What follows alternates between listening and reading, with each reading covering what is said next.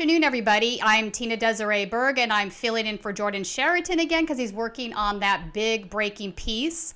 We just received some breaking news about Jeff Bezos stepping down from Amazon, so obviously we're going to talk about that at the top of the hour. And I also have Walker Bragman with me today. He's JD and journalist that works in areas of exposing political corruption and corporate corruption. And we're going to talk about not only the Jeff Bezos situation, but we're also going to be talking about who's funding right-wing extremist groups within the Republican Party. So in the meantime, as we wait for people to filter into the live stream, I want to make sure that everybody's here when we bring in Walker and we start talking about these subjects. I'm going to replay part of John Farina's video that he shot during the January 6th insurrection of the Capitol. I know many of you have seen it, but I think it never gets old to see this because this is basically the topic of right-wing extremism, right? This is where it leads to, believing in conspiracy theories, you know, being a useful idiots for the wealthy elites, because a lot of the funding is coming from very wealthy folks, and they're looking for, you know, different outcomes than what these folks that are actually out there doing the insurrection want. Anyway, so let's put that video on, and then we'll be back with Walker Bragman.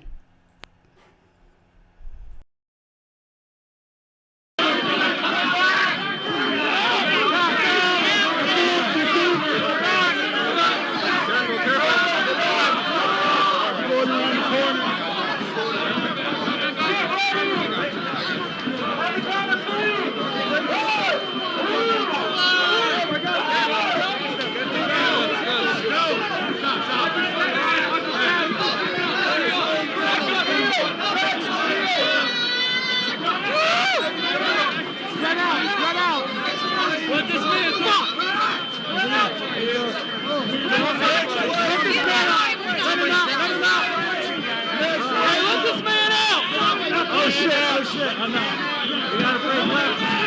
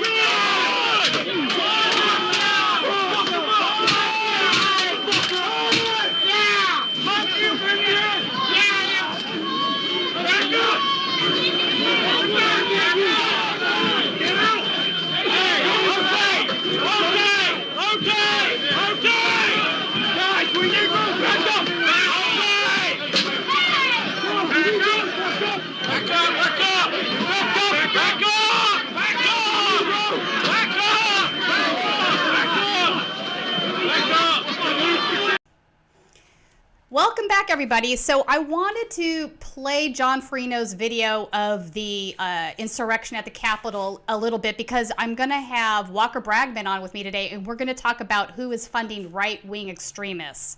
But before we do that, we are going to talk about breaking news this morning. Jeff Bezos is now stepping down as Amazon CEO, and that's a developing story. But before we talk about that, let's bring Walker Bragman in. For those that don't know Walker, he is a JD and journalist. He has a recent piece that's just come out in Jacobin magazine. He's written for others as well. Welcome, Walker. Thanks for having me, Tina. 100%. So off the top of the hour, let's talk about the breaking news with Jeff Bezos. So he's going to remain as executive chairman. He's being replaced by somebody named Andy Jassy. Andy Jassy worked in the AWS or cloud division. This is the back-end product that they put out for actually many websites use to host and to stream video with. He joined the company in 1997.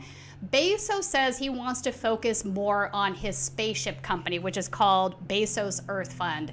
But I'm wondering, as this news is coming out in tandem with Amazon basically having its first $100 billion quarter, how much is this going to affect change at Amazon? I mean, we're all glad to see Jeff Bezos step down, but if he's not being replaced by somebody that's going to fundamentally change the work environment at Amazon, what is that worth? We recently did a story on Pushan Brown, who was tasked with nose swabbing other Amazon employees at the warehouse. She's not a trained nurse. She wasn't given any proper protection gear, no N95 mask, nothing, and she's now since passed away.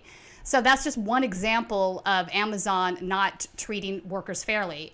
What are your thoughts on this breaking news, Walker? I don't think it's going to change much at Amazon at all. I think Amazon's work culture is pretty bad, and I think it will remain bad until they are compelled through regulation or some action of government not to treat their workers poorly. I mean, a worker died on a warehouse floor in October of 2019. And this is before COVID. I've spoken to someone who works at Whole Foods who was telling me, their nightmare stories about working through COVID and lack of adequate pay for putting your life at risk, essentially. So, yeah, I don't think it'll affect Amazon much at all. Yeah, I hear all that. And in fact, they had an online vigil for Pushan Brown today. Obviously, Jeff Bezos didn't attend. I don't think he's even commented on it. And again, this is just one of many examples. They're not handling COVID well. Let's talk about that for a second. Inside those packed warehouses where there's very little ventilation, they're not supplying PPE, et cetera. Have you done any reporting on that? I'm working on a piece sort of slowly about different people who are dealing with the crisis in their lives in different ways. So I don't want to necessarily spoil that, but yeah, no, I agree with you. I don't think Amazon is handling it well. I think that corporate, the state of corporate law right now is not one that fosters a good work environment for employees. When your main concern as a business is profit, right, that has a cost. It has a human cost, and throughout this pandemic, we've seen that time and again. I think the bigger problem is when government doesn't recognize or appreciate its responsibility to provide for regular people and the safety of regular people. And so, as much as I look at Amazon for its failures, I also have to look at our government and 100%. There's definitely a connection. I think the story that you were referencing about the worker that died on the Amazon floor, was that the OSHA violation where it turned out that they were trying to stop the OSHA guy from reporting on that being Amazon's fault because they were looking at possibly getting a second headquarters there? Is that the story you're referencing? I'm not sure. Okay, because I know that there was leaks done on that. Let's be honest, there's so many bad Amazon stories out there, it's hard to keep track of them. But again, breaking news, he's going to be stepping down. Jassy is stepping in to fill that position. What do you think about his spaceship company? What is this about? Are wealthy people looking to leave planet Earth? Privatized space travel? Yeah. Absolutely. Yeah. No, it's, and eventually, maybe they'll leave us. Right. I just have this idea of one of these sci-fi shows where all the rich people go away, they build a second Earth, and then our Earth is just falling apart, environmental disaster after environmental disaster. And the like Elysium, that movie Elysium? Yeah, that's the name of it. That's exactly the name of it. So in New York, Governor Cuomo keeps saying, if we raise taxes on the rich, they'll leave. And I have to say, maybe he's right. I mean, the guy that was funding the IDC at one time, didn't he put a full page out, I remember, in the New York Times about how he was going to leave New York if they decided to raise taxes. Then he went down to Florida and he left. And nothing nobody cared. It's like these rich people do Nobody that. cares. Nobody cares. And the tax base will continue to be there because people want to live in New York. They want to live in California. And there's nothing wrong with giving workers a fair share of the production that they're involved in creating. That's fundamentally what should be happening. People need expendable income having too to grown buy up their on widgets. the east end of Long Island, I can say that they're never going to surrender They're never going. their properties there, All right, fair. much to my chagrin. So breaking news, though, it's very interesting stuff. So I want to talk a bit about your article that just came out in Jacobin, and it's called. You did with David Sirota, Andrew Perez, and Julia Rock. It's called "The Giant Corporate Giant Slush Fund Bankrolling the Extremist GOP." This is some great work. You're talking about mainly two super PACs, the CLF and the SLF. So we'll get into that in a second. But mainly the thrust is that since the insurrection has happened, you had a lot of corporations concerned about their image. So they're saying we're stepping away from funding these guys. But that's really not the case, is it? Because they're giving dark money still to two giant corporate PACs. So walk us through your piece a little bit, explain a little bit about the research and the players involved. So basically, a bunch of companies, as you said, announced that they're no longer going to be donating that their PACs are no longer going to be making political contributions. And now, PACs have a spending limit, $5,000. You can't give more than that, and that all goes back to a Supreme Court decision in 1976, where the court found that you could limit donations directly to candidates and whatnot, but you cannot limit outside political spending. So what we found is that these companies their executives are still giving to these outside groups, like the Congressional Leadership Fund or the Senate Leadership Fund, and those groups are funding the lawmakers who inspired this insurrection. Mm-hmm.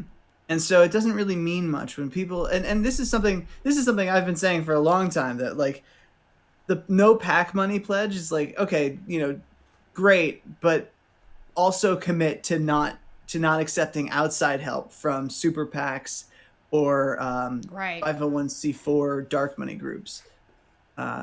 Because that's where the real power is in politics. That's where the real spending comes in.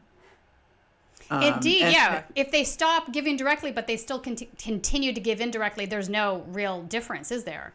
Well, also groups like Blackstone have the power to review. Companies like Blackstone have the power to review their executive donations and condition employment on, engaging in that kind of political spending. Right. And yet they do it. They do anyway, and the companies don't act on it, and there's a reason for that. I think everybody understands fundamentally what that reason is. But you have Steve Schwartzman, who's giving money to these groups. His company's not doing anything about it. It really sort of undermines the whole, well, we're not going to make political contributions. Right. Big fucking deal. No, you can. Big fucking deal. It's fine. But he's not the only one. Charles Schwab is mentioned in the article. He's a big financier, obviously. Mm-hmm. Who are some of the other players?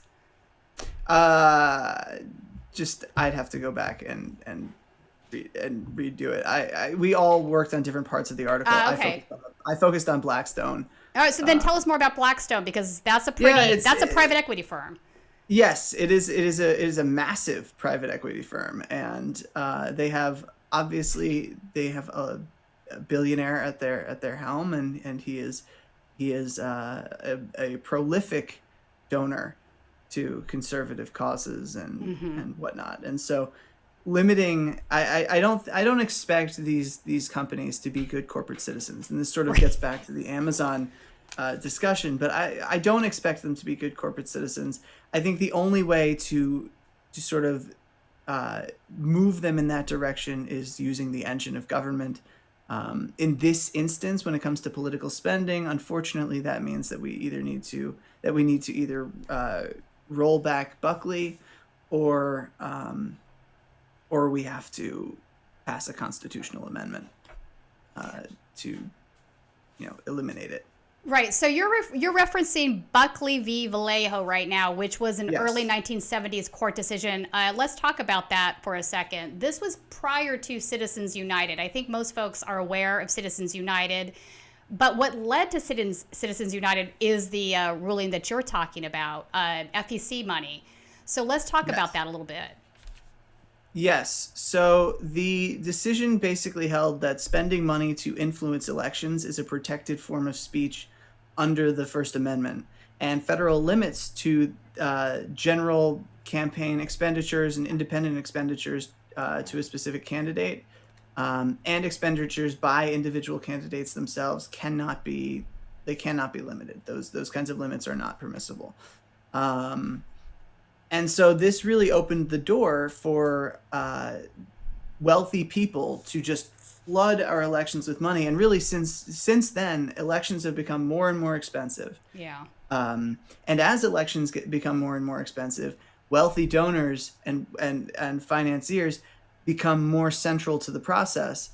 And as that happens, you either have to be sort of subservient to wealthy interests or be self-made, in which case you are a wealthy interest. Right. Yeah.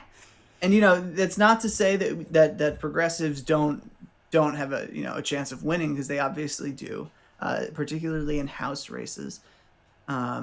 We've seen a lot of people sort of rejecting corporate money, rejecting that model, and because of the frustration, I think, that exists with a government that is primarily responsive to wealthy interests, they win. Right.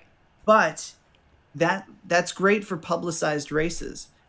There are hundreds of races across each state that don't get a lot of attention, and so when that happens, I think the money can be predictive. Oh, 100%. It's the consolidation of wealth and power, really. Yes. So the two main PACs that we're discussing is the Congressional Leadership PAC and the Senate Leadership Fund. And even though they sound like they're part of the Republican Party, my understanding is that they are independent, but they are fully endorsed by the GOP. Is that a correct way to look at it? Yeah, I mean, look, super PACs, so Citizens United basically expanded the Buckley ruling to corporate entities. Corporate entities can spend the same as individuals outside, as long on politics, as long as it's not coordinated.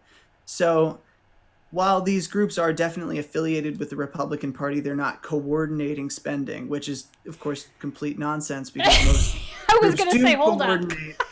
Coordinate, to some degree or another, there is coordination. I think it all points to the fact that the Supreme Court got it wrong. Yeah. And this is the precedent we've been living by for decades. And if you want to draw a straight line between that 1976 first ruling in Buckley to the insurrection at the Capitol and discontent with government generally, and underfunded education and all sorts of tax cuts, you can do that. You can draw a straight line back to that ruling. So that's sort of, you absolutely can. And in fact, that's what we're going to do right now.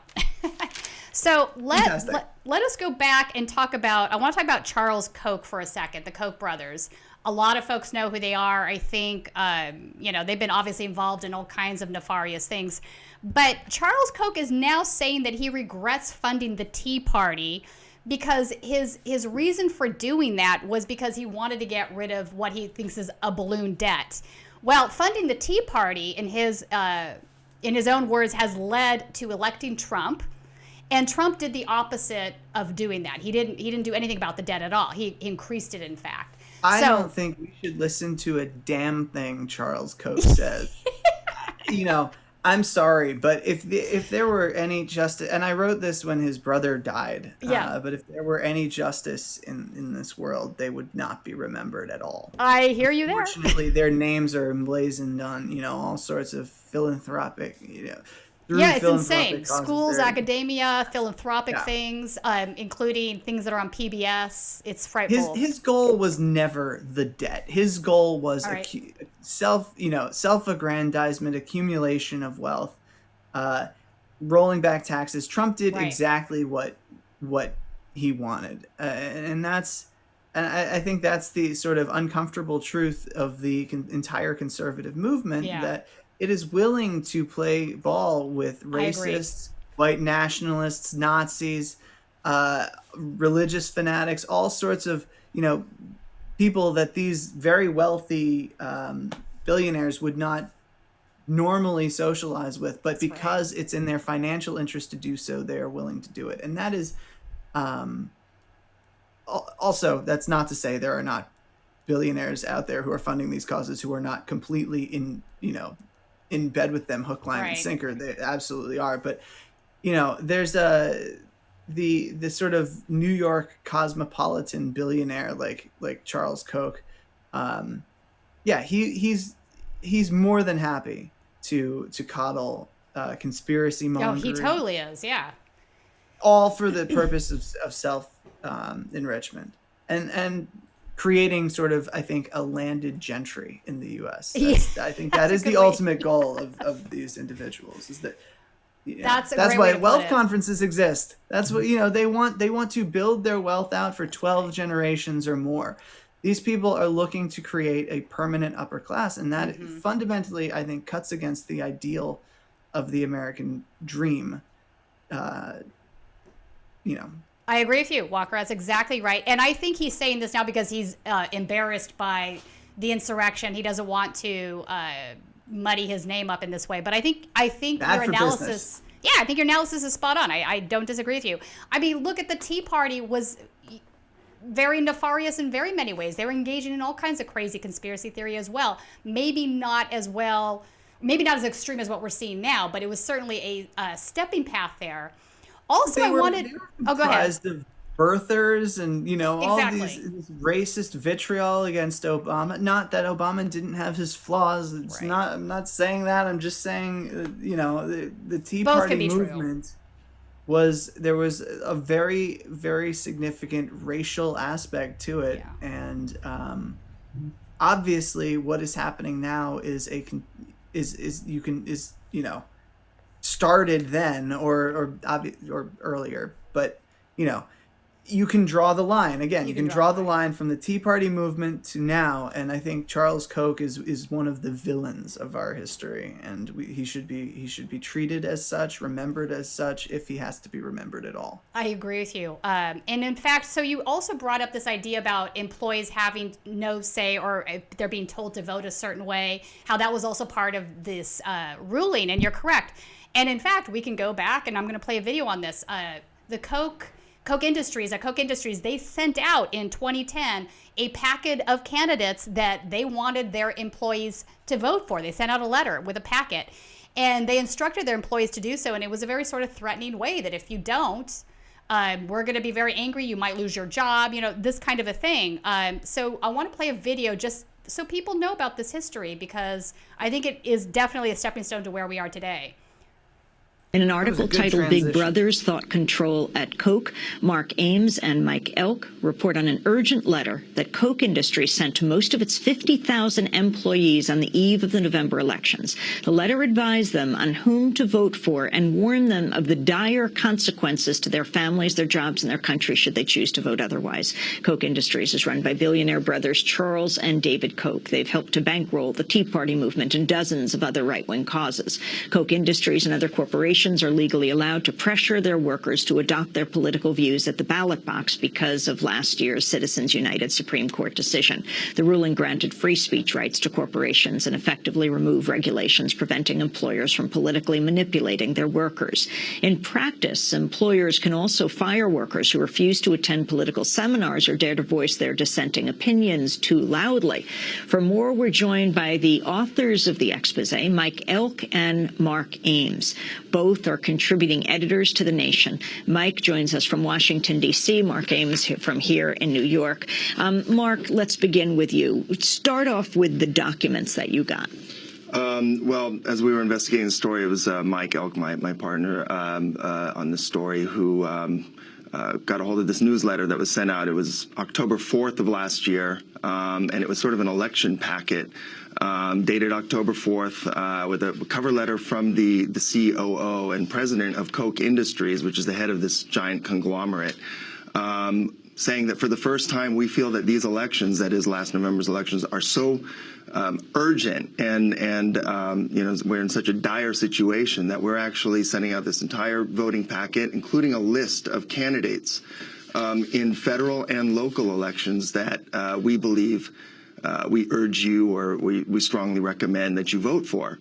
And of course, most of the candidates, I mean, of the 19 candidates on the list that we obtained, which was for the Washington state elections, of 19 candidates, 16 were Republican and, very Tea Party Republican. And of the 3 Democrats for local races, 2 were from a right-wing faction of the Democratic Party called the Roadkill Caucus.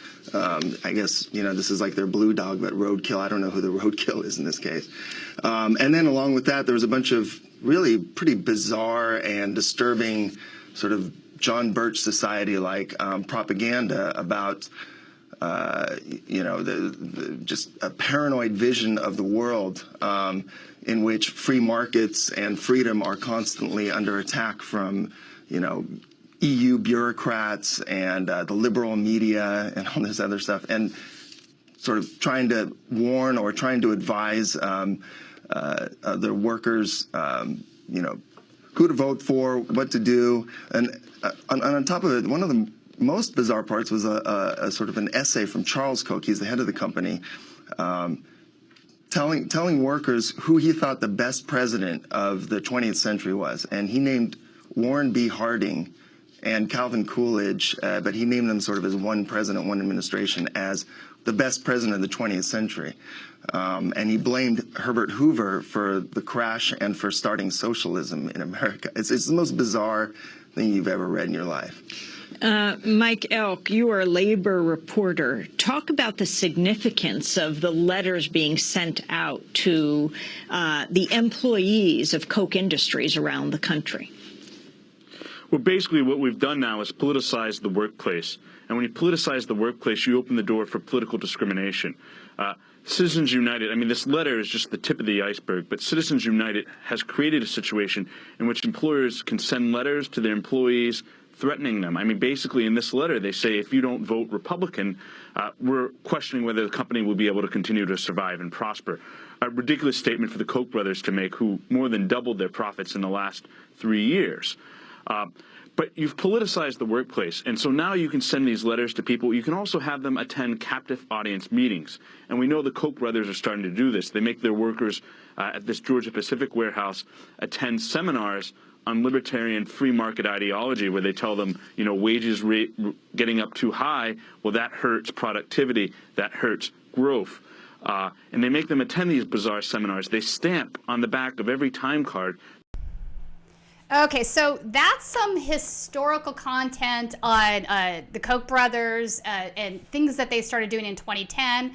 I think his father, though, it goes back further. His father was a massive right-wing extremist. I know there's been some reporting on him. Do you know much about his dad, the original Koch?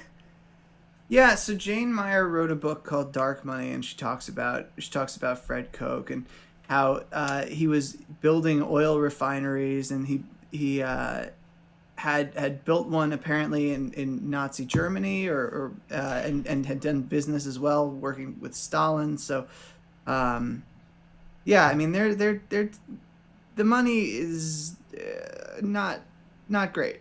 It's attached to some dirty things, and it seems to me. So it seems to me the Koch brothers themselves grew up in a very right-wing extremist environment, and they took those lessons from their father. So he obviously did business with Nazis. That's pretty gross. I mean, they of course deny it. Right. Well, there's always that. So, but that now, flash forward to now, that hasn't stopped. We have a QAnon fangirl in Congress now. Marjorie Taylor Greene is her name. She just won her election, and she's not only just a QAnon nutcase, she received money from Koch Industries. So again, how distanced are the Koch brothers or Koch Industries from this stuff when they're still continuing to fund these right-wing extremists, right? But it's about the debt, right? It's about the debt. It's about the debt. No, Marjorie Taylor Greene is a dangerous individual. She's a conspiracy theorist, so people can point to how kooky her conspiracy theories are. But at the core, I think Marjorie Taylor Greene is a Nazi. I think I don't think that is hyperbolic. I think that, at her core, that is what she is, and it's dangerous. Like, having her in Congress is dangerous. And more evidence, I think, that the Biden administration needs to stop trying to find some bipartisan common ground with Republicans. You have people like this getting elected to the United States Congress. That is an alarm bell. That is a warning that you need to adjust course to and really disempower these movements. And I think the first step to doing that is guaranteeing every single American a $2,000 check. That is not me saying that $2,000 will end, racism or whatever, Right. but it will dial down. It will undeniably dial back the pressure here. Oh, I agree. And provide a release valve for some of it. Mm-hmm. And then obviously you have to focus on rooting out right-wing infiltration in government, in federal agencies, in law enforcement. You need to focus on deprogramming, as AOC said. Like, this is a very dangerous moment in U.S. history. We are on the brink of possibly the worst depression in our history. That is coming on the heels of the second worst economic fallout since the Great, I think, when counting the Great Depression as well. So you've got the Great Recession, and now you have the COVID crisis, and our federal response has been absolutely abysmal, and people are angry, and they're watching their livelihoods sort of trickle away from them, and they have for decades. Even before this crisis, 40% of American adults were struggling to afford basic necessities. That was in 2018, I believe that came out. 2017, 78% of full-time workers were living paycheck to paycheck. That includes almost 10% of people making $100,000 a year. That is staggering, because most people don't make $100,000 a year. Exactly. I mean, look, the last few years, you've seen more than 80% of the new wealth created go to the 1%. So income inequality, wealth inequality are both drivers of fascism. They're drivers of racism. I don't think that's a controversial statement. You'd be surprised. Oh, go ahead. You'd be surprised. All right. Okay. I personally don't think it's controversial. I think you're right on in that analysis. I do want to play a Marjorie Taylor Greene video, because I want our audience to really get the depth of her conspiracy theory stuff. Obviously, she's used things like satanic pedophiles, Jewish laser beams, or whatever that was. But she buys into a lot of crazy stuff. So I'm going to play one of her defenses of QAnon video, so people can hear in her own words the crazy stuff she has to say, and then we'll talk about how she got elected. Have you guys been following 4chan, Q, any of that stuff? Anybody? I'm going to watch for your comments here. Okay, so we posted an article just a few days ago about who is Q. We posted that on American Truth Seekers. There has been a lot of chatter. I don't know how much you guys know about Q. It's an anonymous person. All right, so Q is a patriot. We know that for sure, but we do not know who Q is, okay? So now the question is, I'm going to talk about this, and I'm going to tell you, I don't know who Q is, but I'm just going to tell you about it because I think it's something worth listening to and paying attention to. Okay, and the reason why is because many of the things that he has given clues about and talked about on 4chan and other forums have really proven to be true. Okay, so there's some really interesting things about this person Q. All right, so I want to tell you a little bit some of the interesting things about it, and I'm going to pull up the article that we put up because some of them are in there. Let me get it here for you. Okay, now there's a couple of things that happened. One of them was when Q signs off, he puts 3 little crosses in a row, 3 little crosses, and that's how he signed off. Now, he signed off with 3 crosses in a row on November 6th, and within a matter of minutes, President Trump, in his tweet right after that on November 6th, he put, it was 7 minutes later, Trump put 3 little crosses on his tweet. And it was not, it was just more than a coincidence. It was really interesting. Another thing is Q has put out a picture for, it was like a clue, and the photo was from an airplane, and someone figured out the angle from the photograph, and it matched the coordinates exactly to the same same area that Air Force One was flying over. Okay, so people believe that Q is someone very close to President Trump. Now, what I'm going to tell you is, I'm going to go off of this article and just tell you what this says. And I've read some stuff, but it's hard to follow. I mean, you have to spend a lot of time digging into it. Now, Q is a patriot. He is someone that is very much loves his country, and he's on the same page as us, and he is very pro-Trump, okay?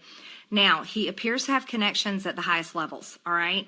He's posted many things that seem to verify that he is the real deal, all right? So it's not just someone poking in the dark, messing with people. The information that Q has revealed is mostly in the form of questions leading you to fill in the blanks. So he asks a whole bunch of questions, and then you're able to kind of come up with the answers. And sure enough, what comes out happens to come true, okay? I mean, is it going to be true that the child pedophilia in the elites in the Washington, D.C., is that what we're really going to see come out? Is it true? Is the type of corruption we're going to see come out, is it going to be satanic worship that possibly all these people are involved in? I mean, we already saw there was an email came out of the WikiLeaks emails where Cheryl Moles, and she told Hillary Clinton in an email that she was going to sacrifice a chicken to Moloch in her backyard. Who says that kind of stuff? Like, nobody says that. But that was proof right there that there's possible satanic worship, and maybe that all these scary things that people talk about on what's considered conspiracy sites and conspiracy theories really may be true. But that's what Q has been telling everyone. The awakening would be all the American people really realizing the corruption and what's been going on for so many years, and the type of people that have been controlling the United States government. And yes, that would be like something we've never seen in human history. Is my volume better, by the way? It's perfect, yeah. All right, so we're back, and I'm sorry that you all lost brain cells listening to Marjorie Taylor Greene, but I think it's important that we know what we're talking about, how crazy. When Walker and I say she's pushing crazy conspiracy theory, not hyperbolic at all, obviously. So she's basically what I would call, and the folks that voted for her are what I would call a useful idiots for the wealthy elites. So the Koch brothers gave her money, the House Freedom Caucus, Trump's ex-chief of staff, ex-Trump's Mark Meadows, ex only because he's no longer in office, Jim Jordan. So very much supported across the line by what most people would say are generally mainstream Republicans. I don't think Jim Jordan is considered on the fringe at this point. What do you think, Walker? I think the entire Republican Party should be considered on the fringe. Walker, I don't know. This is why I have you on with me today. You're right. Like, I mean, if you look across the issues of what Americans actually support, their positions just simply aren't even there, like on the spectrum. Like, this is a far right party that is politically disconnected from what Americans want, and the only reason they win elections is because people hate Democrats. True. And also they have the built-in, crazy religious racist vote, and not to dismiss every conservative who votes Republican, but there is a substantial element to that, and that is what Marjorie Taylor Greene represents. This sort of wingnut, racist, just toxic. But the problem is that she is a spectacle, and she distracts from the actual danger of the fact that she is in Congress. This person won an election. This person is in the federal government, and every time somebody like this gets in, it just pushes the envelope that much more. You had Sarah Palin in 2008. Who was, legitimized as the vice presidential candidate. And then that pushed us, even farther to the right, the Tea Party movement. And as you point out astutely, all funded, gladly funded by these billionaire assholes. Right. But and I think that does speak to the fact that they're only in it for themselves. The problem is that they can get away if shit goes really south. Most people cannot. That's right. The world that we have created is one in which capital is sovereign, and so they're free to sort of act and go where they please, but we're stuck with a government that is run by people like Marjorie Taylor Greene. Yeah.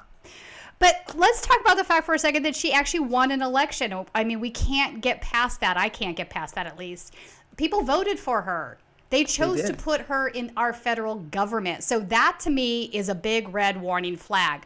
This, to me, means that the wealthy elites are successful in their endeavor to use these useful idiots to their own end, right? So they're creating more really wealth. Getting played there, though? Who's getting played? I mean, yes, they're going to do what the wealthy want to do to a certain extent, but these sorts of devil's bargains never work out in the end. I mean, right.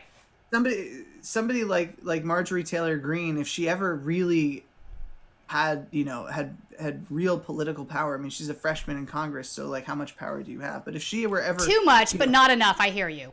If she ever advanced and held a position of genuine political power in our government, it would be just a disaster, an unmitigated disaster.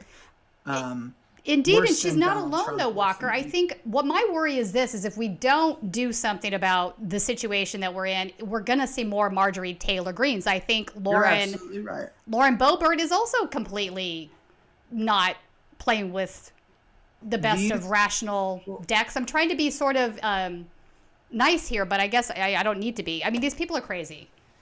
Yes. Look, we had 20,000 Nazis rally at Madison Square Garden at the height of the Great Depression. Right. It is not a coincidence, that we are seeing this now. We have got to do something. We have to attack economic and racial disparity, and we have to. It has to be a multi-front war against this far right, and I do say war. Because if these people ever take power, it is, I shudder to think what would happen. It terrifies me. It is terrifying. It is terrifying, and I don't think these wealthy elites have really thought through the end game. But like you said, wealth is sovereign. The Panama Papers showed that. So if they decide things get too tough, they can just leave. The rest of us are going to be, left holding the chips. Let me ask you this. I think she's also incredibly anti-Semitic. I don't think you're wrong in calling her having Nazi beliefs. She had that one post about the Rothschilds. This is the first one I saw of her. It was the Rothschilds, which is a giant Jewish conspiracy thing that people do. I'd say it's akin to the George Soros thing, right? But the Rothschilds, PG&E, and a solar company called Solaron had all intentionally made California fires and profited from them. I mean, there's no evidence of this, yet here she is in public saying this stuff. And not only is she saying this stuff, people are agreeing with her and believing her. So this is very dangerous. It's dangerous in the sense that if we have a population that completely lacks any ability to do any real critical reasoning, and they're feeding off of this stuff, it's just going to keep growing if we don't do anything about it. And I think you're right. Income inequality is the big problem here. Well, it's not, it's not just income, it's overall wealth. Yeah. And it's not, again, these arguments tend to break down, or people tend to sort of miss the point and start and sort of turn this into, are you saying that poor people are racist because they're poor? Or are you saying racism and hate is created by disparity? And no, the answer to those things, those inquiries is no. And I think the issue here is an issue of who we reserve our empathy for. That is really what these arguments come down to. But it is an undeniable fact that economic downturns have a tendency to fuel polarization, and particularly mobilization on the far right. And there are reasons for that. Also the loss of cultural status is also a major thing. So when you have economic trouble and you see your cultural status sort of diminishing, and it's what are you left with? And I think that I'm not trying to downplay anything when I say this, or I'm not trying to sort of gloss over anything. I completely acknowledge that there are multiple factors, but it is something we have to address, and because we are in a very dire moment right now. I agree.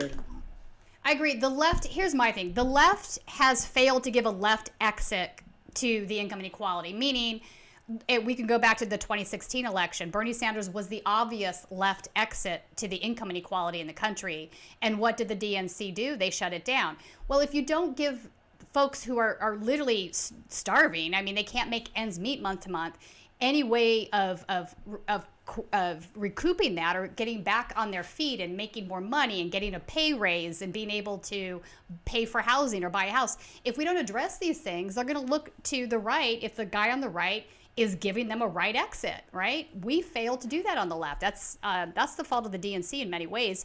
And I'm not entirely clear at this point that they are interested in changing that, which concerns me deeply, because I think we can get worse than Trump. I think whoever comes after Trump is going to be far more capable. One of the best parts of Trump was that he was pretty damn inept. He was a clown, right? But the next guy isn't going to be.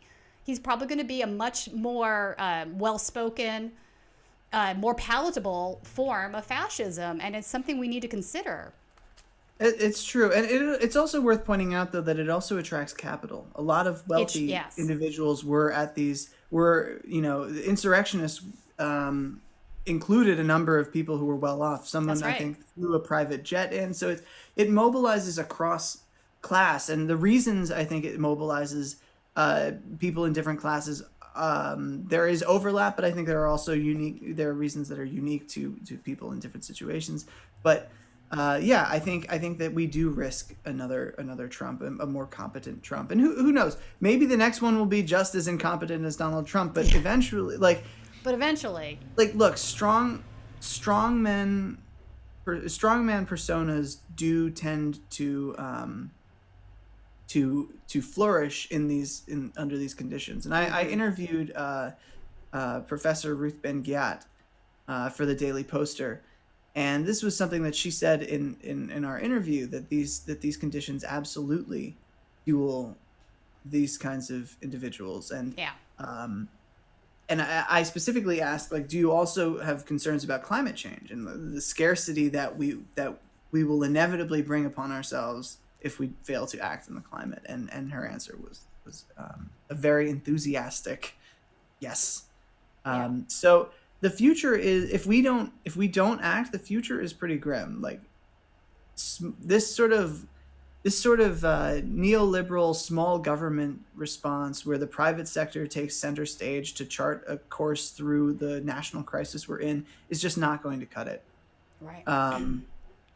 We really need people in government who have the imagination and willingness to use that engine to really get us out of this mess. Right. Which is going to, as far as I'm concerned, that's going to require a redistribution of wealth from the top 1%, no matter what. No matter how they formulate a plan, it's going to be based on that one way or the other. And I really wish that folks that, the folks that vote for QAnon, people like Taylor Greene, they probably are financial hurting, and they're looking at ways in which they can better their living situations, right? So again, we're back at that. I think the wealthy elites know damn well what they're doing. I don't think that, distancing themselves from Trump or the insurrectionists after the fact changes a thing on that. They are looking to feather their nest. They're looking at extracting more wealth from the working class. And they've convinced this group that they're not doing that, and that if they keep electing these folks, that things will improve, even though they're not going to. They're playing a very deadly or dangerous game, in my opinion. Look, we live in a country that is built on that is at its core is a white supremacist Absolutely power structure, and on top of that, we are building an economy that is built on worker insecurity, right, and downward mobility of the middle, and that's really how the gains at the top have been made, at the expense of everybody else. And admittedly, every rung of the ladder exerts pressure on the rung below it. But right now, you've got like an 800-pound gorilla at the top of the ladder, and so it's a very dangerous mix that we're experiencing right now. Right. It's scary. Like, look, it can't be said enough. This COVID crisis, it could go on for years. Our vaccine rollout, our federal response, the world's response really is a disaster. Uncontrolled spread is creating new variants of the virus, some of which have shown that they can elude the vaccine, or may elude the vaccine, I should say. Right.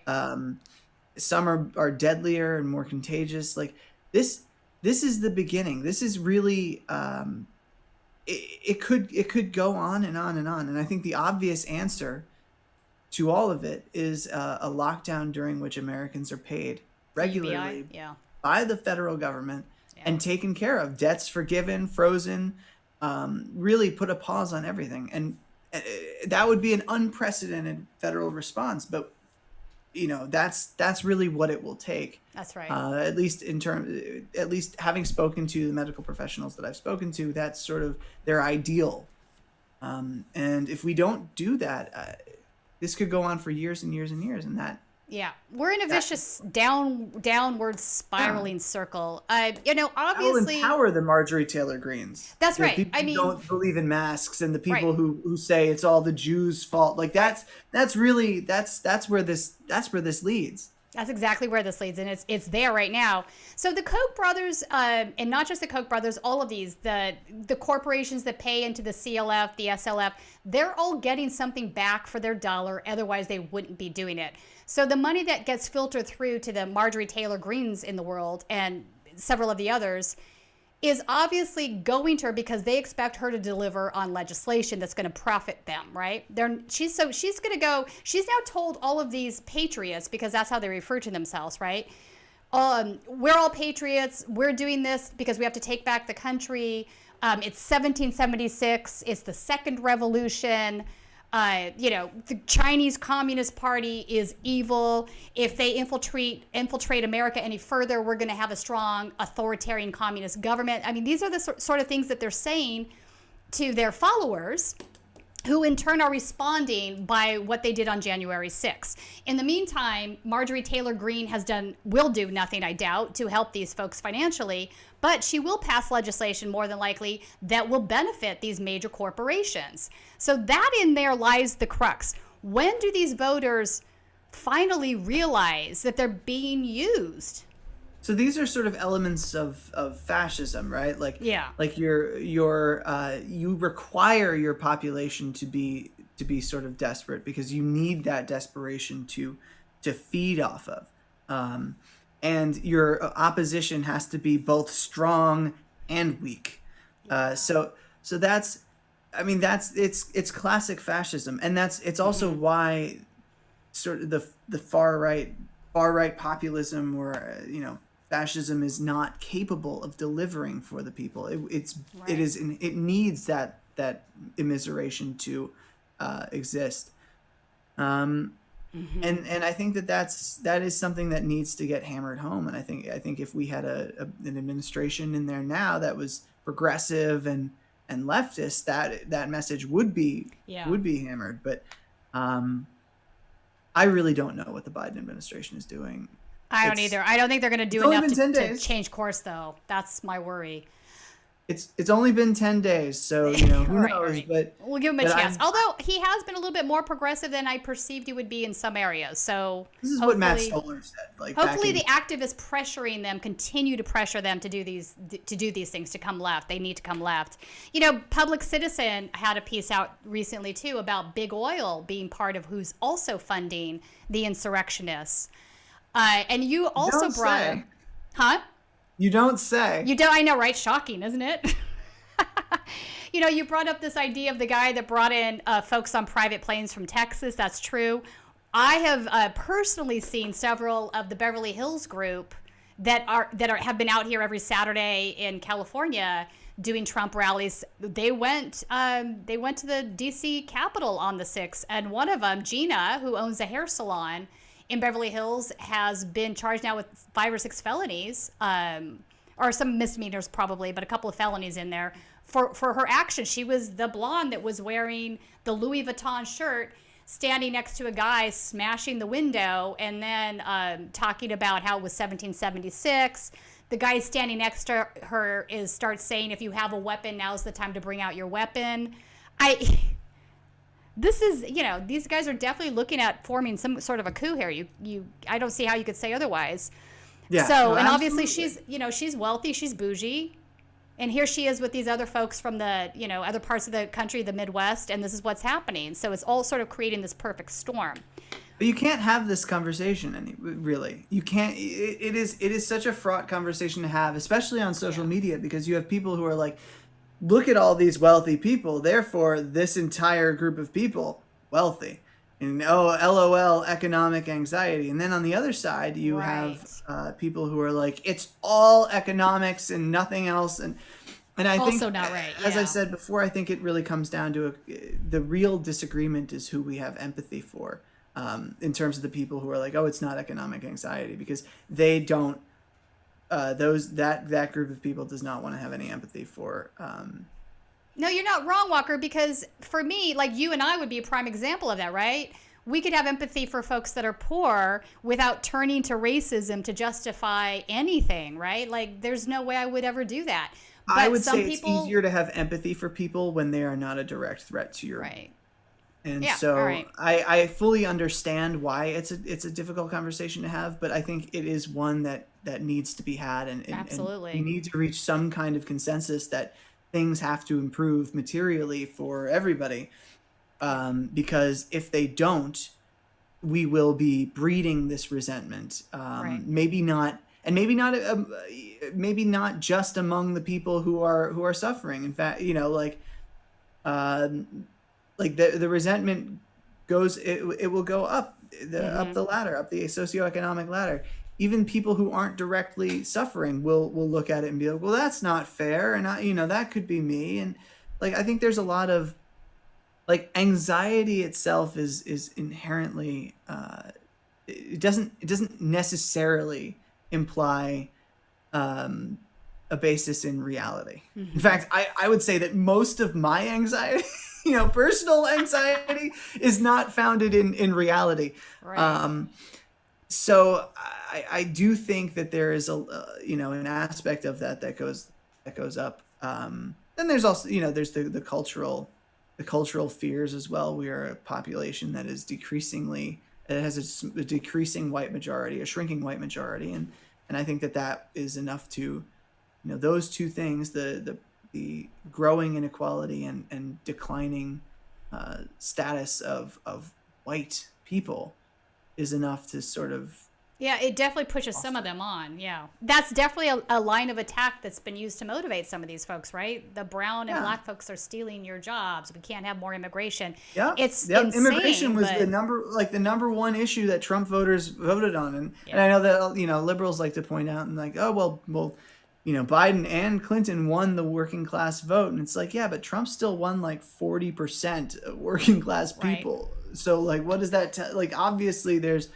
Look, you could talk about having a mandate or not, right? So when I look at that stuff, what becomes really clear to me, Walker, is I don't think this election is necessarily a big mandate for Biden to govern. I think people voted for Biden because they hate Trump more. Trump is just so I terrible. Disagree. I think it is a mandate for him to govern. You do?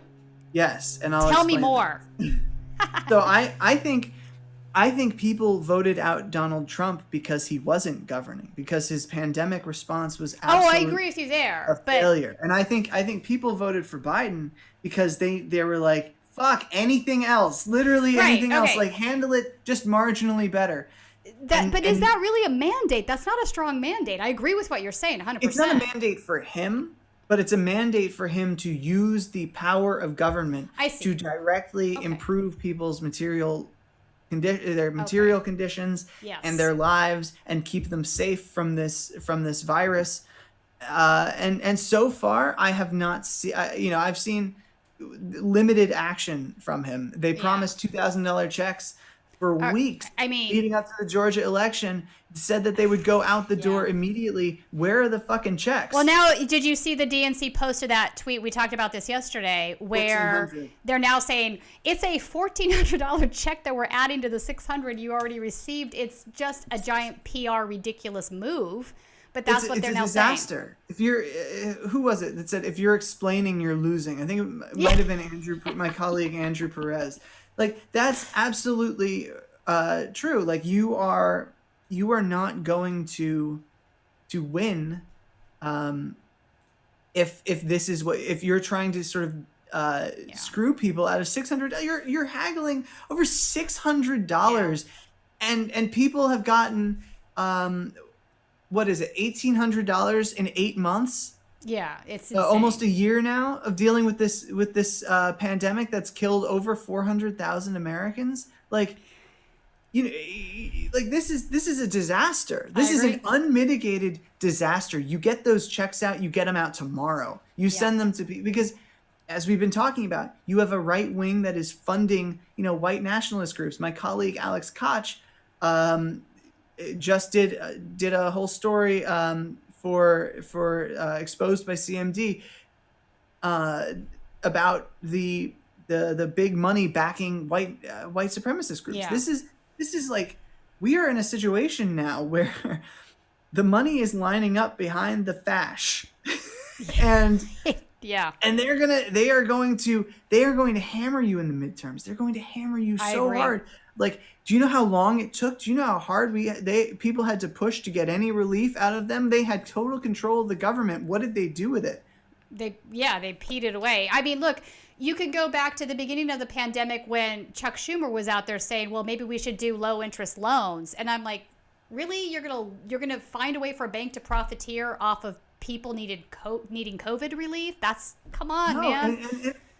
And the Cobra, like Biden's healthcare. Oh God, the Cobra! Oh no, is now Cobra. Walker, like, no. I'm sorry. First of all, no matter how much money you throw at the insurance industry, you're never going to make it work. It's just not. It is inherently not capable of working for regular people. But it's very troubling that there is such little imagination in Washington. Yeah. There is and poor planning. Like, you're obviously going to lose. If you don't pass HR 1, you will be dealing with a heavily gerrymandered. Okay, you know what? Let's talk about that, because that is on my list. You read my brain. So my concern at this point is there's going to be more Marjorie Taylor Greenes, because the DNC did walk away from local elections. They weren't getting behind local candidates, state senates, state House of Delegates, things of this nature. And we are coming up on a redistricting year, which means now that there are more Republicans in those positions, they have control of gerrymandering. And if they gerrymander these districts any further, the odds of having more Marjorie Taylor Greenes is much higher. So I have a deep concern over this. I don't know why people are not paying more attention to this. Everybody was talking about Biden winning the election. I'm looking over at this other disaster waiting to happen thinking this is bad news. You and me both. So I've been warning about this since 2016. I wrote an unfortunately named article in 2016 arguing that Trump winning would be ultimately better for Democrats in terms of the census because they would pick up in the midterms and ultimately probably pick up in 2020 as well when Trump would lose. And they didn't. They picked up in the midterms. They did not pick up in 2020 because you had a toxic ticket topper and you had a party that did not prioritize those races enough. Right. Outside of maybe Georgia, where Stacey Abrams and the activists on the ground there did a lot of good work. But yeah, it's really dangerous. HR 1, their supposedly first priority bill, is a major electoral reform bill. It includes nonpartisan redistricting, and if they pass it, it will completely nullify this advantage. Gerrymandering is anti-democratic. It is a way to preserve minority rule. Yeah. Where even though the population trends are shifting away from the Republican Party, they will keep picking up at the state level and in Congress because of districts that are just drawn to advantage their voters. Right. So it's a big deal. I think Democrats need to pass HR 1. It should be their main priority, besides COVID relief. Right. Right. If not the entire package, just that the nonpartisan redistricting. Do that. Get that out. Make sure that happens before the redistricting takes place. If they don't, they are looking at heavy losses in the midterms, even without their failures on COVID. I agree. I mean, look, all you need to do is have Republicans come on the left side with some sort of UBI proposal that they managed to somehow make happen, which I know that might sound crazy to some people, but we saw some of that sort of going on in the last couple of years. So it wouldn't surprise me. And the Democratic Party is so married to its neoliberal, way we got to have the free market be the moral arbiter of everything sort of mentality at this point that I'm not sure that they see the problem.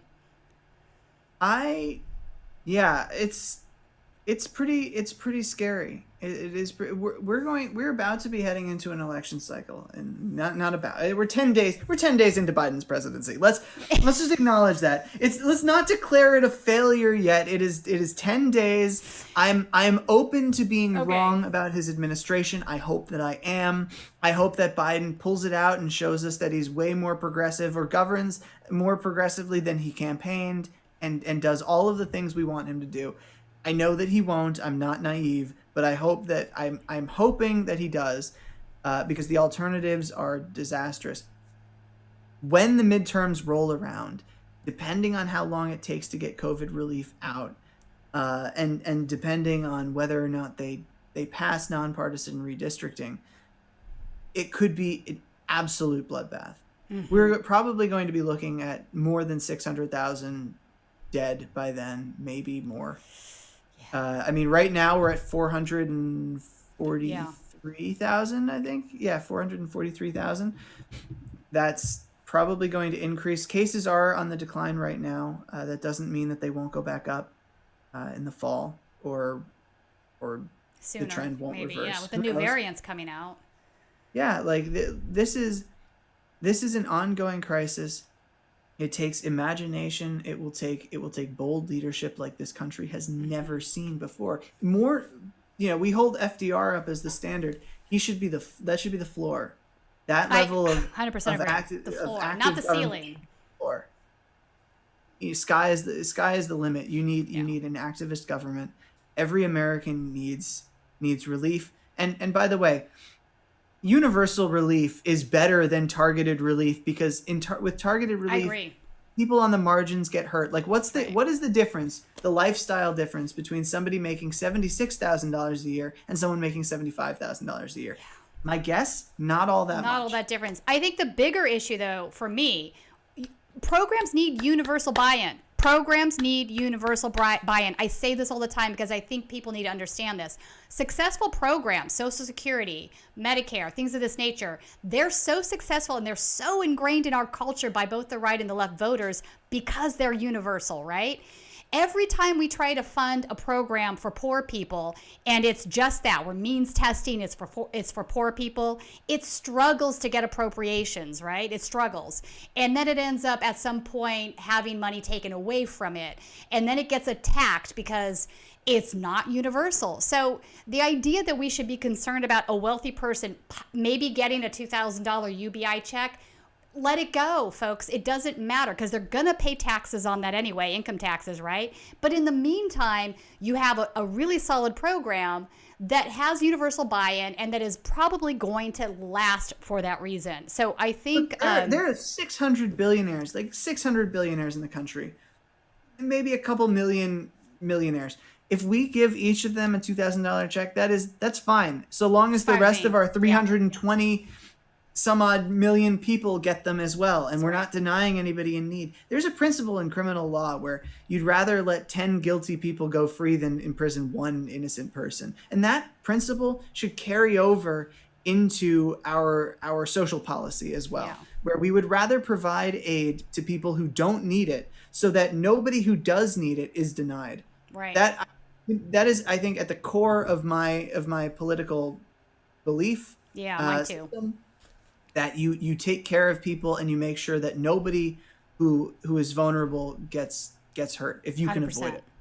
100%, including public education. I mean, the idea that refinancing our public university system is a unicorn or pipe dream is ridiculous to me because this is something we once had.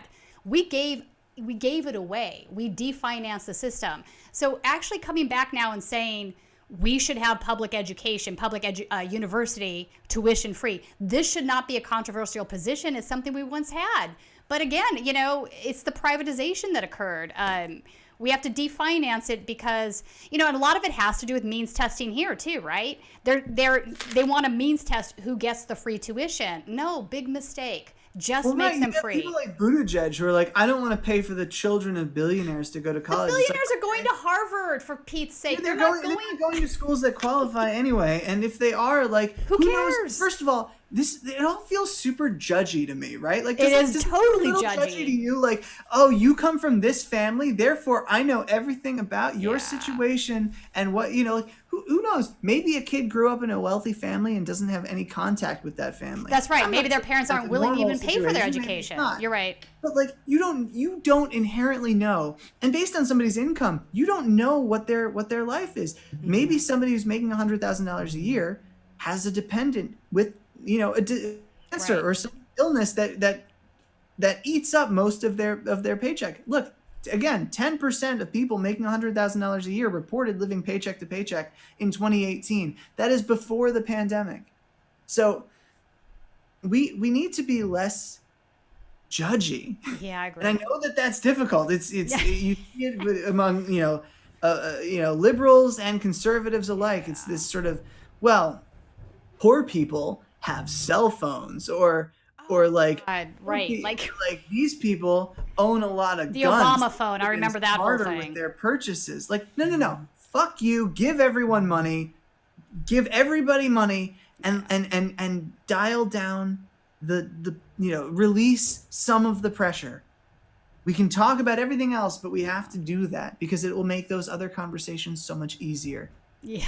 100%. If people feel like they have a stake in their government, like their government cares about them, right, and is acting on their behalf, it will make other conversations easier. You have to restore faith in government in this country. And right now, there is, like, people think a majority of Americans think the wealthy have too much influence. And they're fucking right. Yeah.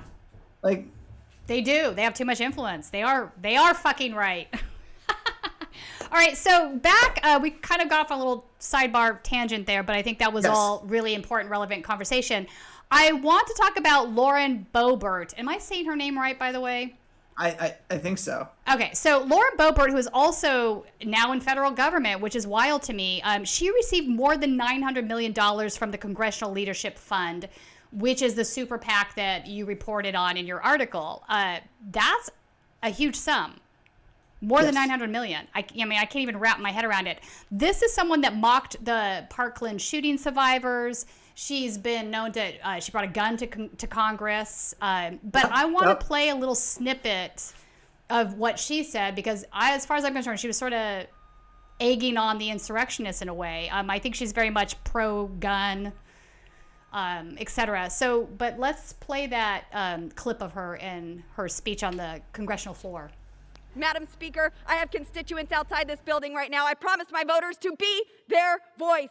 In this branch of government, which I now serve, it is my separate but equal obligation to weigh in on this election and object. Are we not a government of, by, and for the people? They know that this election is not right, and as their representative, I am sent here to represent them. I will not allow the people to be ignored. Madam Speaker, it is my duty under the U.S. Constitution to object to the counting of the electoral votes of the state of Arizona. The members who stand here today and accept the results of this concentrated, coordinated, partisan effort by Democrats, where every fraudulent vote cancels out the vote of an honest America, has sided with the extremist left. The United States Congress needs to make an informed decision, and that starts with this objection. Okay, so, you know, here she is pretty much egging on the insurrectionists, I think. And I love that she's wearing a mask that says censorship on it. And I'm like, yes, you're so censored. You're on the floor spewing this nonsense right now. People get very confused about free speech and censorship, the differences. And also, free speech is not free speech free of consequences. If everybody has the right to free speech, it's an agreement with you and the government, that means people have the right to criticize you for whatever your free speech thoughts are, right? I mean, this is not difficult, but man, she's kind of a wild girl. What do you think about her? Not much. Not much.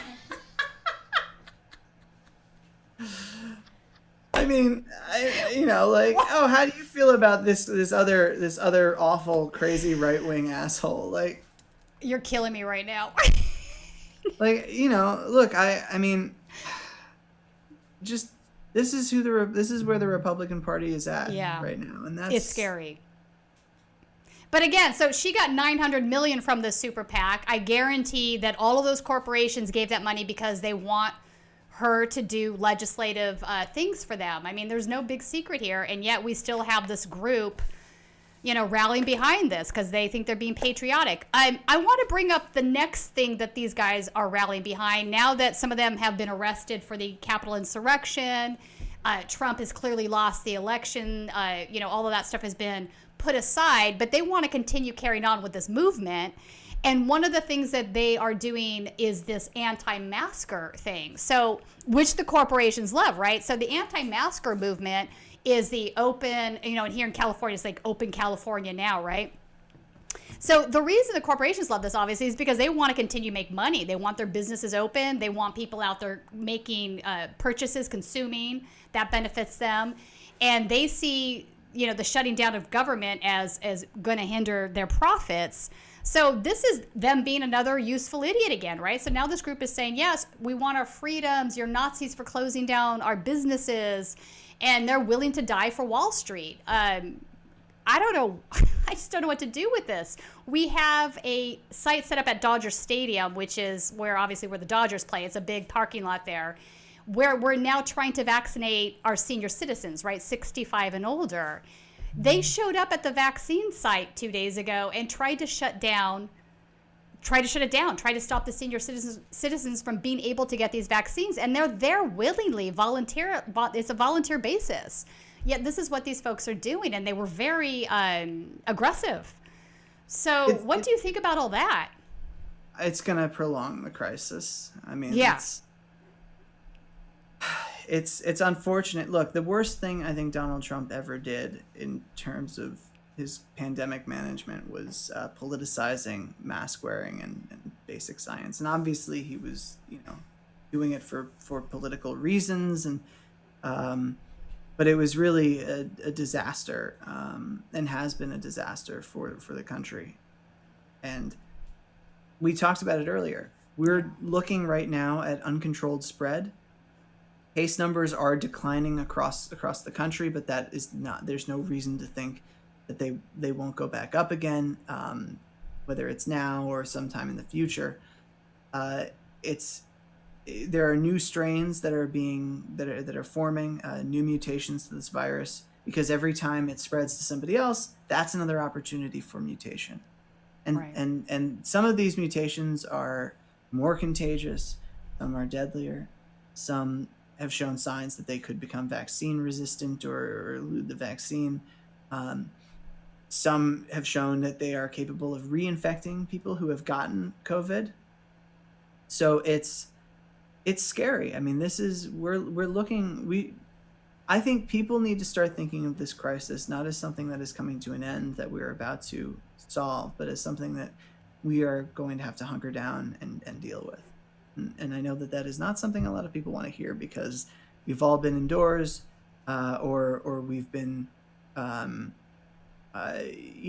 to work and staying at home and not seeing people outside of that. But this is really, I think, the message that government needs to be saying to people, that this is not the end of the crisis. This is probably still the middle of it. And we will have to, hopefully we can get the vaccinations rolled out faster. If we do that, maybe we have a chance of beating this thing within a year or so. Yeah. But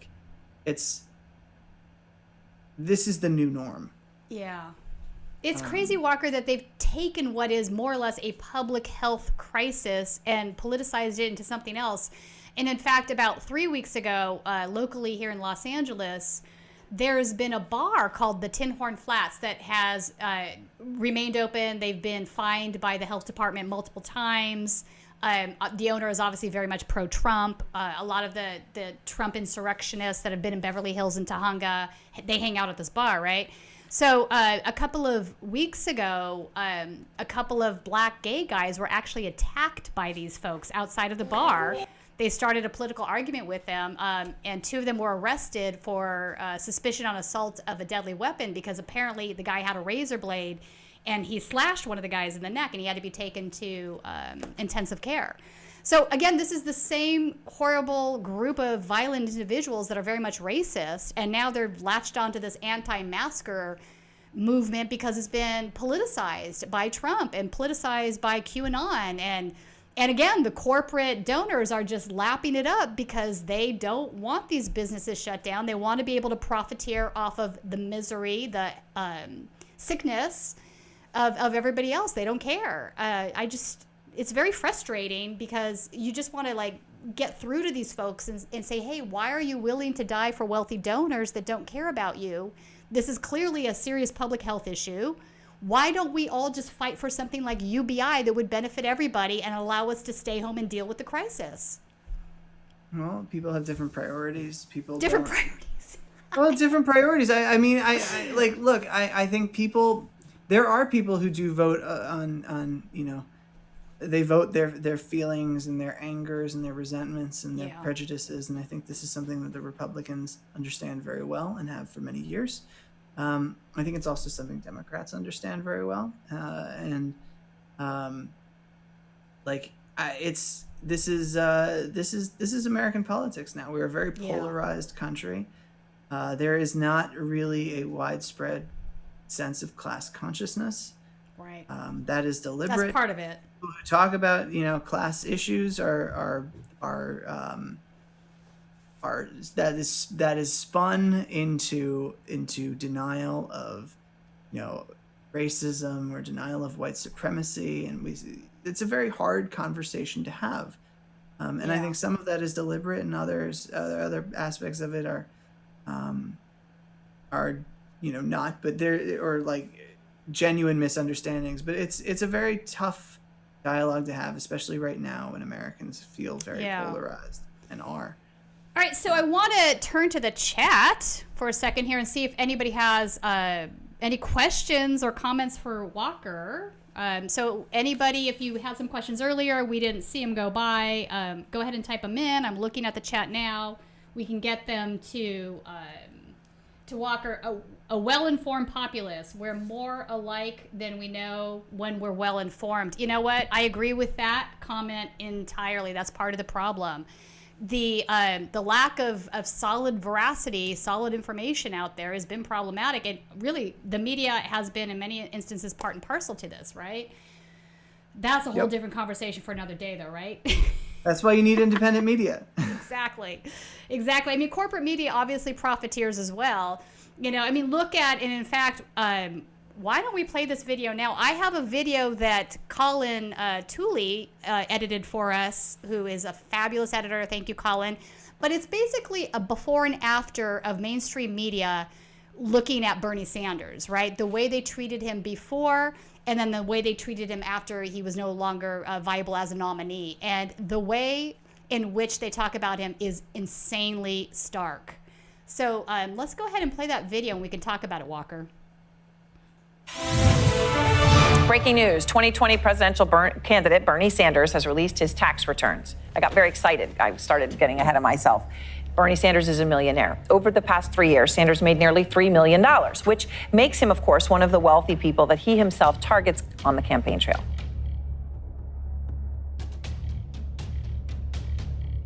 You're saying that you never told Senator Warren that a woman could not win the election. That is correct. Senator Warren, what did you think when Senator Sanders told you a woman could not win the election? For me, as, you know, again, I'm not the political analyst here, but just as a woman, probably considered a somewhat moderate Democrat, Bernie Sanders makes my skin crawl, and I can't even identify for you what exactly it is. The confrontation over whether Senator Bernie Sanders once told Senator Elizabeth Warren that a woman could not be elected president. And Sanders was pressed on his recent comments to 60 Minutes about Fidel Castro. I have opposed authoritarianism all over the world. Senator, there's been so much of the discussion focused on how you would pay for Medicare for all, but how would you actually pass it? Criticism you've received for not being able to pass much legislation in Congress. Well, that's how do you actually do it? How much time do you have? Yeah, I passed the most significant veterans legislation in modern history.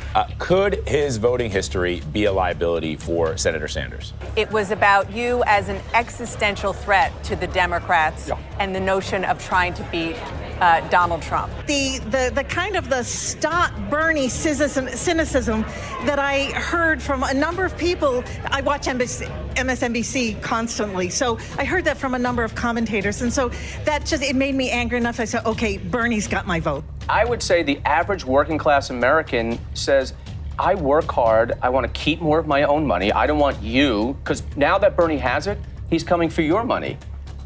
They want to keep their money. They want to be in the 1%. Who doesn't?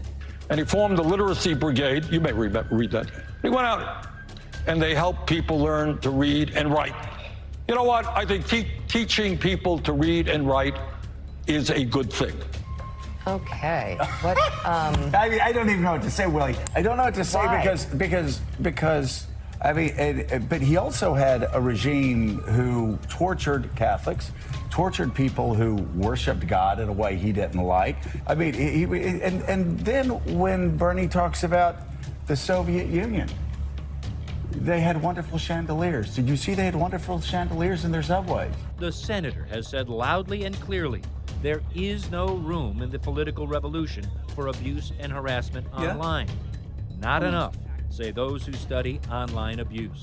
If you're not condemning it consistently, if your proxies within your campaign are not working against it and trying to do something different, then that's a real issue. Me critically, as somebody who's been around for a while, and I've known Bernie for a while, I want receipts. What has he actually done in all of this time to actually deliver for Latina voters? Let me bring in Elise, who followed. I'm reading last night about the fall of France in the summer of 1940, and the general, Renault, calls up Churchill and says, it's over. So I had that suppressed feeling, I can't be as wild as Carville, but he is damn smart, and I think he's damn right on this. Nomination will not be successful. And so today, I am announcing the suspension of my campaign. Please know that I do not make this decision.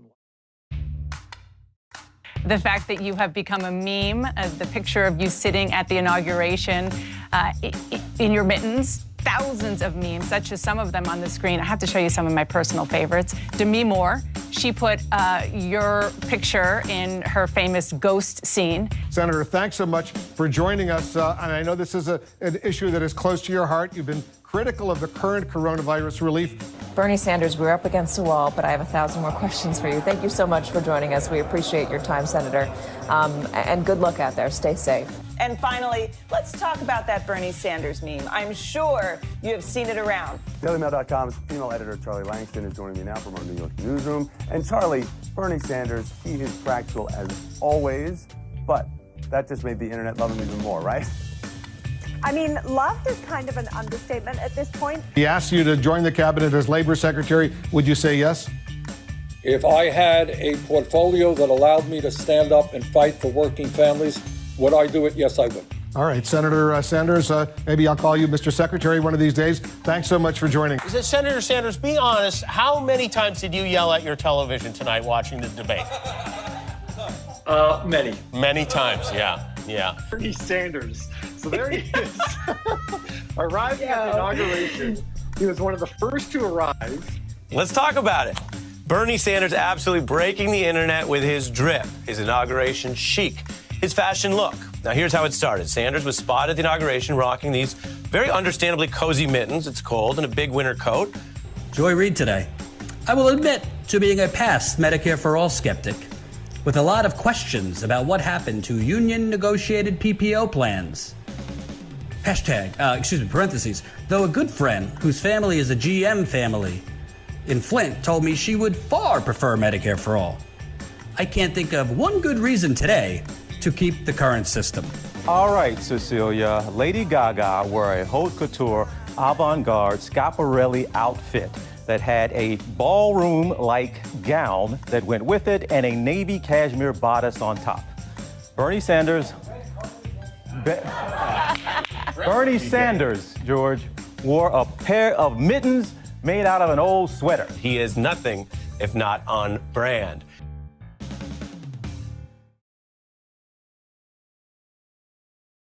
Love this video that Colin did. It's phenomenal. It really does show how stark the difference is between these two moments, right? When he was very threatening to the wealthy elite, they did everything they could to tear him down. But now it's all about, hey, look at that fashion statement. It's ridiculous. I did write down a couple of questions for you, Walker, from the audience. Of course, my favorite was, Walker, how do you remain so calm? What's your secret? I don't know if that's a word that anyone who knows me would use to describe me. You're pretty calm all the time, I think. I try. Look, I think it's just a recognition that my public image has to be somewhat controlled. Because if it weren't, it would just be a disaster, and I couldn't work in this. I'm like wanting to see Disaster Walker now. I'm just saying. No, look, I don't know. I try not to let online, bullshit affect me. Yeah, much. I hear you. Some of the personal stuff I just kind of ignore as well. It's not helpful. It does get frustrating. I do a lot of stress dishwashing. Stress cleaning can be good. The other question that I thought is a really salient one is, what can we do about critical reasoning, though, especially in public schools? This is from Chester. This is a good question. This is something that I thought about quite a bit, actually, when I was in grad school doing philosophy. I did teach some undergrad critical reasoning classes, right? But why are we waiting for college to teach this stuff? I don't think that's smart because, A, not everybody goes to college, obviously. And B, why can't high school kids hack it? I think that they can, and I think it would be beneficial. But what are your thoughts? Well, youth is wasted on the young. No, these kids, they can't learn critical reasoning because they're out doing off my lawn soda pops and they're and getting their marijuana cigarettes. No, I don't.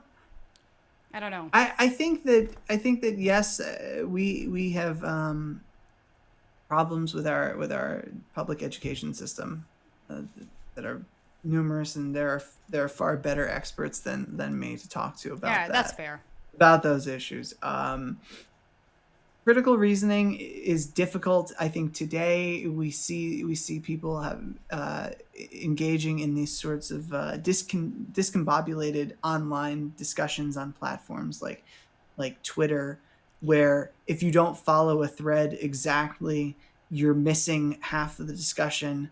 Because I'm sure we've all engaged in some kind of conversation on Twitter where somebody will post multiple responses to something. We'll respond to the first one, and then from there the conversation goes, and then you respond to the next one later. Conversations it's very hard to keep track of online. I think that fosters a bad environment for dialogue. I think that is a bad environment for dialogue. Right. So, look, I think people, person to person, this kind of discussion is sort of what is needed. Yeah. Today, and that is not facilitated very well on social media. So maybe that's the problem, and not people's inherent ability to critically reason.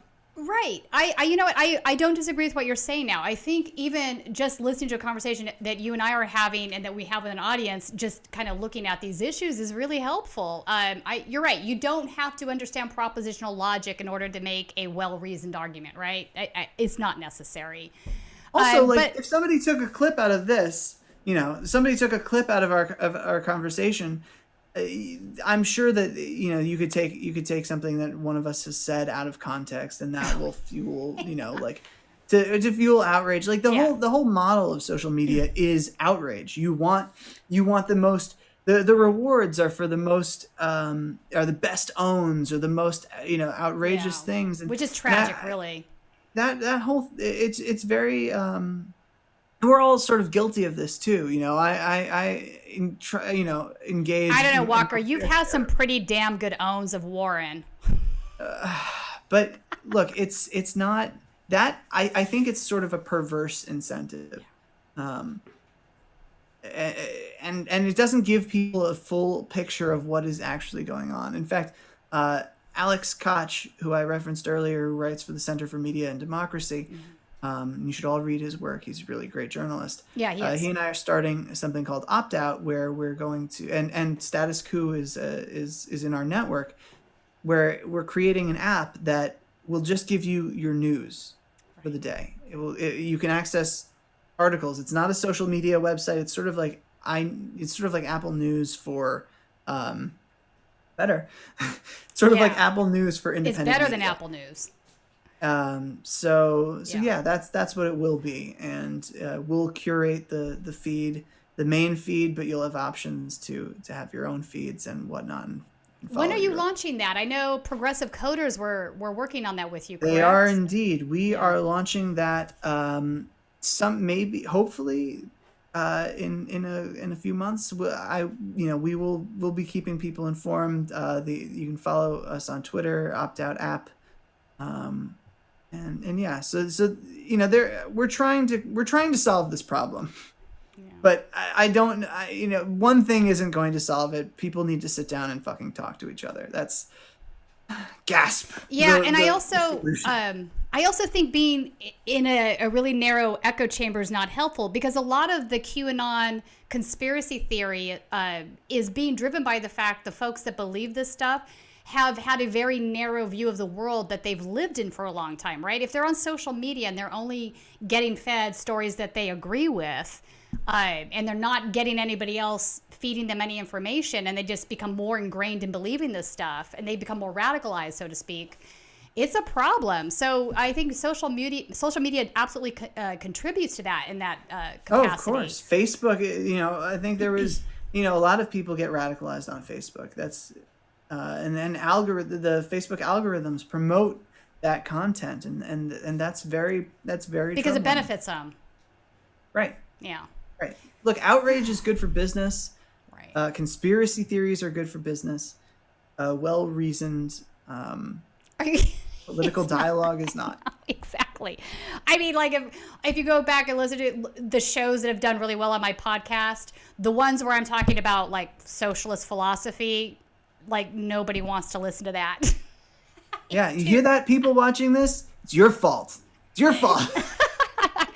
But No, I understand that. It's I mean, all our maybe fault. We're all responsible for this. we're all We are responsible. There's a way to make things accessible, I think, for most folks. And I don't think, let me say this without equivocation, I think it is, the onus is on, for me, like if I talk in capacity of me being a philosopher, the onus is on me.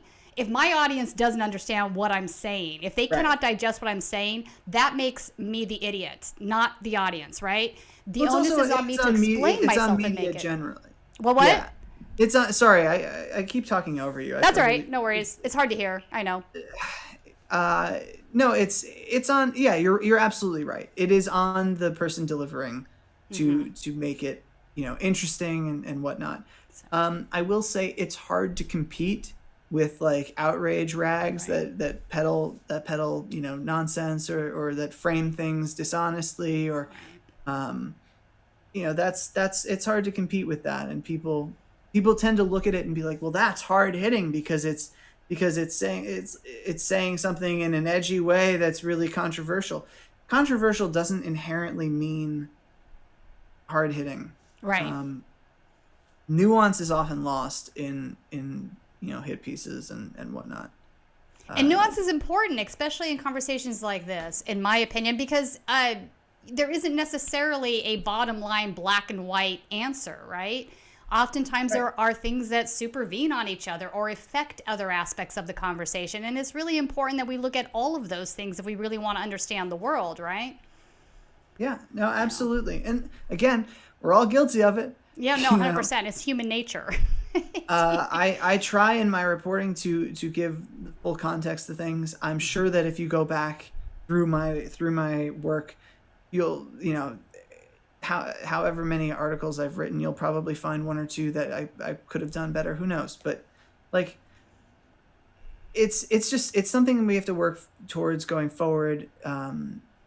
Listening more, and sort of engaging in good faith, and that is very difficult on social media where people sort of vent their frustrations. Yeah, 100%. Especially now when we're in a depression. Especially now. Anyway, really good question, Chester. You just completely sparked a whole nother segment with that question. So before we part ways, Walker, is there anything else that you want to add to the conversation about the right-wing extremists or anything else we've discussed today? Yeah, follow the daily, subscribe to the Daily Poster. Oh, yes. Follow my colleagues, Julia Rock, Andrew Perez, David Sirota, Alex Koch, Mark Colangelo, who doesn't post on Twitter a lot, but you should still follow him so he can get over 1,000 followers. Yeah, look, I thank you for having me on. Status Coup does great work. It's really a shame that you guys have had so much difficulty with the platforms that you use. Yeah, it's frustrating. It's frustrating, and it's not something that your work warrants. So. Yeah, I mean, look, you're dealing with big tech as partners all the time. It's part and parcel to the problem. I think we need to have the DOJ come in and bust up some of these monopolies. Conversation for a different day. I also want to mention before we go that Jordan, speaking of which, Jordan Sheraton is going to be a guest on Jimmy Dore this evening to discuss the problem of removing videos that are talking about the insurrection. This is troubling to me in the sense that if they had actual people on hand looking at these things, they would realize that this video wasn't somebody saying that this is a factual story and that we are pro-coup and that Trump won the election. They would realize it's news coverage of what the incidents actually were. And obviously those are two different things, but their algorithm doesn't detect the difference. And when you file an appeal, there's this automatic response you get, and it's obvious that no human being has looked at it. But, in order for them to really deal with it, Google would have to add more staff, which would require, spending more money in salaries. And they're greedy. They don't want to do it. So I'm probably going to get in trouble for saying, not with Jordan, obviously, but with YouTube. I'm making a joke there. Let me clarify. But you know, like I'm going to bag on YouTube while I'm on their platform because what they're doing here is really egregious. It's problematic. I mean, I had an interview with Shahed Buttar that got taken down. Right. We were talking about COVID, and he was a congressional candidate. So like that's, you know, but yes, the algorithms are. It's hard. Like it's hard to moderate a big platform, and I guess like some of them use algorithms, some of them do have people, but they get like 3 seconds to look at something. They're like, nope, they have to make a decision very quickly. It's not great. It's not great. It's a problem. Anyway, thanks for coming on today, Walker. I hope the audience enjoyed the conversation and learned some stuff. And also, don't forget to tune in to Jimmy's show tonight with Jordan as guest to discuss this. And then also, I'll be with you tomorrow. I have a surprise guest. I'll wait to announce tomorrow, but I think you're going to like this guy. He's a really smart activist. And we'll see you guys tomorrow. Thanks for tuning in. Hi, everyone.